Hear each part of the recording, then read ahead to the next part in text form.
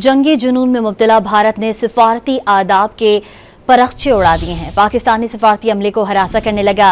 अटारी border पर भारतीय media ने पाकिस्तानी सिफारती अमले से बदतमीजी भी की। भारतीय फौज और पुलिस की मौजूदगी में सहाफ़ियों की पाकिस्तानी अमले से तकरार की, लेकिन वो खामोश तमाशाई बने रहे। वाक़या पाकिस्तानी हाई कमीशन के अमले की वापसी पर पेश आया। अटारी बॉर्डर पहुंचने पर पाकिस्तानी अमले से पासपोर्ट ले लिए गए। ये भी पासपोर्ट हमारे ले रही है। यहाँ बॉर्डर पे पुलिस भी खड़ी है और ये फौजी भी खड़े हैं। उसके बावजूद ये मीडिया वाले हमें जो है डिस्टर्ब कर रहे हैं और ये पुलिस साथ खड़ी है, फौज भी खड़ी है। पासपोर्ट हमारे से ले लिए गए हैं। ये हमारे पासपोर्ट ले लिए ईश्वर भाई। सॉरी, ये भी पासपोर्ट हमारे ले रही है। यहाँ बॉर्डर पे पुलिस भी खड़ी है और ये फौजी भी खड़े हैं।